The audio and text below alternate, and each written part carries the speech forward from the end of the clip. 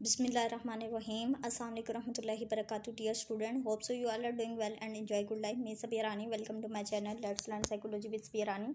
Okay dear student, the previous video I discussed the neurodevelopmental disorder, जिसके अंदर हमने उसकी दो टाइप्स को डिटेल में डिस्कस किया था, इंटेलेक्चुअल डिसेबिलिटी और उसके बाद ऑटिज्म स्पेक्ट्रम डिसऑर्डर, जिसमें हमने देखा था कि उसकी सिम्पटम्स क्या हैं, उसकी डेफिनेशन एक्सप्लेनेशन क्या, और हमने किस तरह से हम ऑटिज्म स्पेक्ट्रम डिसऑर्डर और इंटेलेक्चुअल डिसेबिलिटी को अकॉर्डिंग टू DSM-5 TR के अकॉर्डिंग किस तरह से डायग्नोज कर सकते हैं। हमने उसके डायग्नोस्टिक क्राइटेरिया को डिटेल में डिस्कस किया था। आज हम न्यूरो डेवलपमेंटल डिसऑर्डर्स की थर्ड टाइप को डिस्कस करेंगे, that is the specific learning disorder. As usual, I am starting my lecture with the best quote: learning differently does not mean learning less. It means finding a new way to shine. To study the abnormal is the best way of the understanding the normal. William James के according ये है कि अगर हम एक different तरीके से learning कर रहे हैं तो इसका ये मतलब हरगिज़ नहीं है कि हम जो है लर्निंग का काम जो है वो बहुत थोड़ा कर रहे हैं या कम लर्निंग कर रहे हैं। इसका मतलब यह है कि अगर हम एक बेहतरीन तरीका, एक बेस्ट वे ढूंढने की कोशिश कर रहे हैं लर्न करने के लिए। इसी तरह से अगर हम एबनॉर्मल बिहेवियर, ठीक है जी, हम एबनॉर्मल बिहेवियर या डिफ़िकल्ट बिहेवियर को स्टडी कर रहे हैं तो इसका मतलब यह है कि हम नॉर्मल बिहेवियर को अंडरस्टैंड करने की कोशिश कर रहे हैं। ठीक है, कि अगर आपको पता हो, जब एक इंडिविजुअल को ये चीज़ अंडरस्टैंड हो जाती है कि ये अगर इस तरह की सिम्पटम्स होंगे या इस तरह से हमारा थॉट पैटर्न होगा तो हमारे ये एबनॉर्मल बिहेवियर होगा, तो फिर किस तरह से हम अपने थिंकिंग, हमारे थॉट पैटर्न को चेंज करते हुए किस तरह से हम अपने एबनॉर्मल बिहेवियर को चेंज करते हुए नॉर्मल वे में अपनी लाइफ गुजार सकते हैं। ठीक है, तो ये उसका कहना था। ओके जी, without delay let get start our lecture specific learning disorder. अच्छा जी, आज हम स्पेसिफिक लर्निंग डिसऑर्डर को डिस्कस करेंगे, तो चलें जी स्टार्ट लेते हैं। It is often refer to as learning disorder और लर्निंग डिसेबिलिटी। इसको लर्निंग डिसऑर्डर का भी नाम दिया जाता है या लर्निंग डिसेबिलिटी, दोनों के नाम से ये जाना जाता है, specific learning disorder. This disorder manifest during the school age. ये जो डिसऑर्डर होता है ये स्कूल एज में मैनिफेस्ट होता है। मतलब क्या, ये स्टार्ट कब होता है?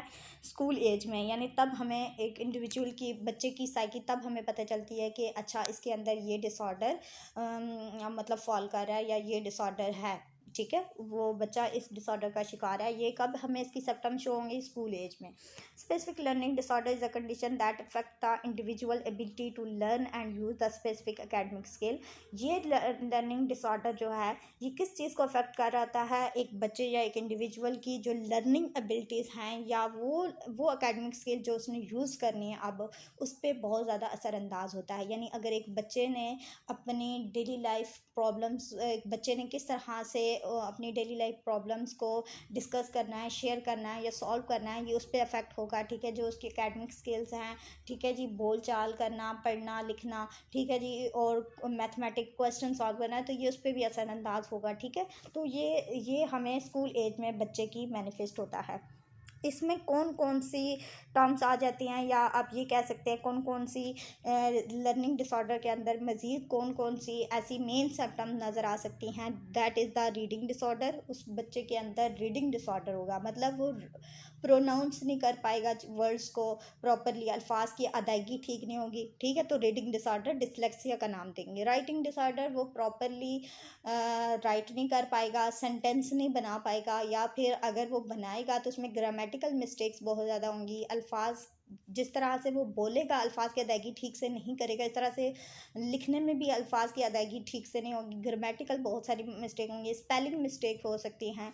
इसके बाद इसको डिस्ग्राफिया का नाम देंगे। मैथमेटिक्स डिसऑर्डर्स में क्या आ जाएगा? चीज़ों को काउंट नहीं कर पाएगा, मल्टीप्लाई नहीं कर पाएगा, बिल्कुल नॉर्मल प्लस माइनस, यानी कि अगर उसको ये चीज़ नहीं मतलब वो अंडरस्टैंड कर पाएगा कि किस तरह से उसने चीज़ों को ऐड करना है या सब्ट्रैक्ट करना है, वो उसको अंडरस्टैंड नहीं हो पाएगा। डिसकैलकुलाई का नाम देंगे। मिक्स्ड डिसऑर्डर भी हो सकता है, यानी कंबाइनिंग, आप तीनों डिसऑर्डर्स कंबाइन भी हो सकते हैं, यानी एक बच्चे के अंदर एक ही टाइम के अंदर रीडिंग और writing disorder, dyslexia and dysgraphia, बहुत डिसऑर्डर देखने को मिल सकते हैं, या फिर तीनों का ही कम्बिनेशन मिल सकता है। ठीक है, दोनों में से एक या तीनों। अच्छा जी, अब हम इसकी आगे एक्सप्लेनेशन देखेंगे। DSM-5 TR के अकॉर्डिंग डिफ़िकल्टी विद वन और more of the following skill, एक या एक से ज़्यादा स्किल्स के अंदर भी डिफ़िकल्टी का सामना करना पड़ सकता है एक बच्चे को, जैसे कि रीडिंग में difficulty understand the word, sentence और पैराग्राफ। यानी एक बच्चे के वर्ड्स में सेंटेंस बनाने में या पैराग्राफ को अंडरस्टैंड करने में डिफ़िकल्टी पेश आएगी तो रीडिंग डिसऑर्डर का नाम देंगे, जिसको डिसलेक्सिया कहते हैं। राइटिंग में difficulty, the writing, the spelling, grammar or composition, के वो एक अगर उसको कहा जाए कि एक पैराग्राफ बनाने की कोशिश करो या एक पैराग्राफ को अंडरस्टैंड करने की कोशिश करो तो वो नहीं कर पाएगा, वो सेंटेंस नहीं बना पाएगा। अगर वो अल्फाज बोलेगा तो वो तोड़ तोड़ के बोलेगा या फिर अल्फाज सही तरह से लिखेगा नहीं और बोलेगा नहीं। तो राइटिंग में मोस्टली ये होता है कि उसकी स्पेलिंग मिस्टेक होती है, ग्रामेटिकल मिस्टेक्स होती हैं और सेंटेंस बनाने में मिस्टेक्स होती है, यानी कंपोजिशन, ठीक है, प्रॉपर सेंटेंस राइट नहीं कर पाएगा। मैथमेटिक्स में क्या आ जाएगा, difficulty in solving the problem, number और मैथ कॉन्सेप्ट। मैथमेटिक्स के जनरल जो कॉन्सेप्ट होते हैं वो प्लस माइनस या मल्टीप्लिकेशन होती है, वो इन डिवीजन होती है, वो इसको नहीं अंडरस्टैंड कर पाएगा, बार बार उसकी मिस्टेक्स होंगी या फिर उसको प्रॉपर वो अंडरस्टैंड कर ही नहीं पाएगा। अगर एक वक्त में उसको एडिशन का थोड़ा समझ आएगी, जैसे कि अगर हम एक बच्चे को कहें कि 2+2 = 4, ये दो और दो मिलके 4 होती हैं, अगर उससे 3+1 कहा जाए तो वो उसको अंडरस्टैंड नहीं करेगा, ठीक है, तो वो उसको कुछ और कंसिडर करेगा इस तरह से वो। इसके बाद जी, the difficulty is not due to the lack of education और अपॉर्चुनिटी, इंटेलिजेंट, डिसेबिलिटी या विजन और हियरिंग और अदर कंडीशन। अब ऐसा नहीं होना चाहिए। अगर एक इंडिविजुअल या एक बच्चे के अंदर ये डिसऑर्डर फॉल कर रहा है, यानी learning specific learning disorder, dyslexia या डिस्ग्राफिक, तो अगर ये डिसऑर्डर एक बच्चे के अंदर फॉल कर रहा है लेकिन इसकी वजह ये ना हो कि उसकी हियरिंग लॉस, उसको हियरिंग लॉस है, यानी वो सुन नहीं पाता या उसकी पैदाइशी वो उसको सुनाई नहीं देता या उसको दिखाई नहीं देता, विजन प्रॉब्लम है, या फिर इंटेलिजेंट डिसेबिलिटी उसके अंदर, यानी जो हमने पहला इंटेलेक्चुअल डिसेबिलिटी पढ़ा था, वो डिसऑर्डर तो नहीं फॉल कर रहा। या ये नहीं होना चाहिए कि उसको एजुकेशन और उसको अपॉर्चुनिटी मिली नहीं है। कुछ बच्चे ऐसे होते हैं, आपने देखे होंगे अपने इर्द गिर्द माहौल में, कि उनको उतनी अपॉर्चुनिटी नहीं मिलती, उसको एजुकेशन नहीं मिलती, उसको गाइड करने वाला नहीं होता। तो अब ये वाली चीज़ें मैटर नहीं करती कि उसके अंदर अगर ये वाली चीज़ें हैं तो जिसकी वजह से ये सिम्टम शो हो रही है, तो ऐसा नहीं होना चाहिए।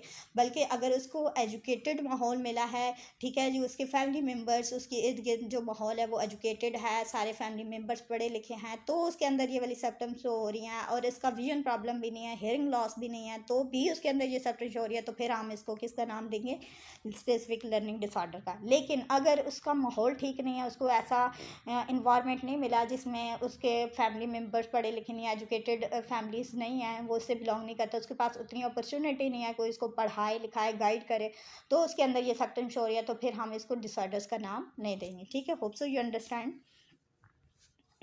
आगे हम इसके की पॉइंट देखेंगे। The disorder affect the academic skill not intelligent.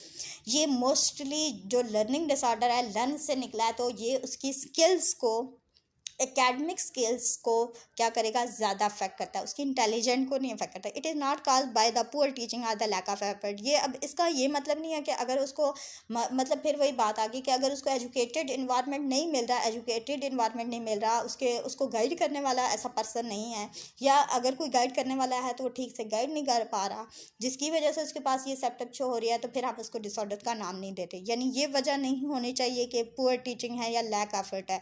Individual with a specific learning disorder may need the accommodation or support to success academically. उसको मतलब कुछ स्पोर्ट्स की और कुछ उसको अकोमोडेशन यानी कुछ चेंज करने की ज़रूरत है, यानी उसके पर्सपेक्टिव को तो उसको थोड़ी सी सपोर्ट दी जाए, कुछ उसके इन्वायरमेंट को चेंज किया जाए, तो फिर हम ये जो डिसऑर्डर्स है इसको इस चीज़ की ज़रूरत है, ठीक है। या ये डिसऑर्डर ठीक हो सकता है, उसकी जो स्पेसिफिक लर्निंग डिसऑर्डर जिस बच्चा अगर इसमें फॉल कर रहा है तो उसको अगर कुछ सपोर्ट की ज़रूरत है, कुछ उसके इन्वायरमेंट को चेंज करने की ज़रूरत है, ताकि वो भी यानी कि वो नॉर्मल बिहेव करे या नॉर्मली चीज़ों को अंडरस्टैंड करने की कोशिश करे। अब आ जाता है जी मेन क्राइटेरिया टू डायग्नोस, ठीक है जी, स्पेसिफिक लर्निंग डिसऑर्डर, जिसको शॉर्ट फॉर्म में SLD कहते हैं। यानी अगर एक बच्चे के अंदर हम किस तरह से डायग्नोस करेंगे, किस तरह से उसकी तशखीस की जाएगी कि उसके अंदर स्पेसिफिक लर्निंग डिसऑर्डर है, तो फिर वही बात कि मैंने आपको बताया था कि हर डिसऑर्डर्स का एक क्राइटेरिया होता है, और फिर आपको पता है कि बहुत से डिसऑर्डर्स हैं और बहुत से डिसऑर्डर्स की आगे फर्दर टाइप्स हैं, तो उसको आप कुछ ऐसी एब्रीवेशन के ज़रिए याद रख सकते हैं। जैसा कि मैंने आपको ऑटिज़म का उसके नाम से एब्रीवेशन याद करवाई थी, ऑटिज़म स्पेक्ट्रम डिसऑर्डर्स की, और अगर आपने वो वीडियो नहीं देखी तो आप वॉच कर सकते हैं अपने मेरे यूट्यूब चैनल से। अच्छा जी, इसकी एब्रीवेशन क्या होगी जी, केयर्स, केयर्स, CARES, केयर्स, यानी कि स्पेसिफिक लर्निंग डिसऑर्डर्स की क्या है जी, इसकी डायग्नोस्टिक क्राइटेरिया क्या है? CARES, cares. सी से क्या हो गया? Consistent difficulty with reading, consistent यानी कि लगातार उसको डिफ़िकल्टी पेश आ रही हो रीडिंग में। सी से कंसिस्टेंसी। ए से अफेक्ट द डेली लाइफ और स्कूल वर्क, यानी कि स्कूल और वर्क के अंदर, यानी कि जो काम करना है स्कूल्स का या जो उसके एकेडमिक जितने भी वर्क होता है उससे रेलिवेंट उसको अफेक्ट हो रहा हो या फिर उसकी लाइफ इफेक्ट हो रही हो, यानी एकेडमिकली। आर से क्या है? रिजिस्ट या remain difficulty for at least 6 month, not improve, continue to exist difficulty. अच्छा जी, एक तो कह रहे हैं कि उसकी रीडिंग में डिफ़िकल्टी कंसिस्टेंसी होनी चाहिए, मतलब लगातार होनी चाहिए। उसके बाद उसकी जो स्कूल लाइफ जो है और काम करने की जो उसकी एबिलिटीज़ हैं उसमें क्या हो, वो बहुत ज़्यादा अफेक्ट हो रही हैं। और थर्ड नंबर पे क्या है? ये एट लीस्ट कितने 6 मंथ में रिजिस्ट कर रही हूँ, यानी ये वाली जो सिम्टम्स है ये लगातार उसको कब तक? 6 महीने तक शो हो रही हूँ। उसके बाद ई से क्या है? एक्सक्लूड द अदर कंडीशन, दूसरी कंडीशन नहीं होनी चाहिए। ऐसा नहीं होना चाहिए कि उसके पास कोई दूसरा मेडिकल कंडीशन की वजह से ये मतलब ये सिम्टम्स हो रही हैं, ये वाली चीज़ें एक्सक्लूड हों, मतलब शामिल ना हो। कौन सा जी? एक तो ADHD, intellectual disability, VN, hearing problems और द लैक ऑफ इंस्ट्रक्टर, यानी ऐसा नहीं हो कि उसका इन्वायरमेंट ठीक नहीं है, उसको सपोर्ट करने वाला नहीं है, लैक ऑफ इंस्ट्रक्टर है। ठीक है जी, इंस्ट्रक्टर की तरफ से तवज्जो और टीचर्स की तरफ से या फैमिली पेरेंट्स की तरफ से कोई जो गाइड करना और उसको इंस्ट्रक्शन प्रोवाइड करना, वो ऐसा नहीं है, तो उसमें ये सिम्टम्स हो रही हैं। इसके अलावा ADHD डिसऑर्डर ना होना चाहिए, इंटेलेक्चुअल डिसेबिलिटी वाला डिसऑर्डर नहीं होना चाहिए, या VN यानी कि उसको VN प्रॉब्लम है, बच्चा पैदाइशी ब्लाइंड है या फिर उसको सुनाई नहीं देता, उसकी हेयरिंग प्रॉब्लम है, हेयरिंग लॉस है, तो फिर उसकी वजह से अगर ये सिम्टम्स हो रही हैं तो फिर हम उसको इस डिसऑर्डर का नाम नहीं दे सकते। ठीक है जी। उसके बाद ऐसे significant impact the learning and achievement, यानी कि लर्न करना और चीज़ों को और अपने गोल्स को अचीव करने की तरफ जो उसकी एबिलिटीज़ हैं वो बहुत ज़्यादा अफेक्ट हो रही हैं। अगर एक बच्चा है वो चाहता है कि वो पढ़े, वो पढ़ नहीं सकता या उसको समझ नहीं आ रही, वो बार बार उसकी लर्निंग जो है वो मुतासिर हो रही है, उसके बाद जो उसका गोल है वो मुतासिर हो रहा है, उसको अफेक्ट हो रहा है, तो हम उसको स्पेसिफिक लर्निंग डिसऑर्डर्स का नाम देंगे। Hope so you understand. ये सारी सिम्टम्स को मद्देनज़र रखते हुए ही आप स्पेसिफिक लर्निंग डिसऑर्डर्स को किसी बच्चे या किसी इंडिविजुअल में डायग्नोस करते हैं। इसके अलावा आप डायग्नोस नहीं कर सकते। ये चीज़ें मौजूद, ये सारा क्राइटेरिया मैच करेगा, फुलफ़िल करेगा, तो आप उसको स्पेसिफिक लर्निंग डिसऑर्डर की तशख़ीस करेंगे, डायग्नोस करेंगे। चलिए जी, हमारा लेक्चर कंप्लीट हो गया यहाँ तक। आज का जो स्पेसिफिक लर्निंग डिसऑर्डर है, होप्स हो कि आपको सब चीज़ अंडरस्टैंड होगी, लेकिन फिर भी अगर आपका कोई डाउट रह गया स्टडी से रेलिवेंट, इस टॉपिक से रेलिवेंट, या कोई और डिसऑर्डर से रेलिवेंट, कोई ऐसी कोई क्यूरी है, कोई ऐसी कन्फ्यूजन या आपका डाउट है, तो आप डिस्कस कर सकते हैं। इसके अलावा आपका जो डेली लाइफ कोई प्रॉब्लम है वो आप अगर डिस्कस करना चाहते हैं तो विदाउट हेजिटेशन आप मुझसे पूछ सकते हैं। तब तक मुझे दीजिए इजाज़त। अल्लाह हाफिज़, अस्सलाम वालेकुम।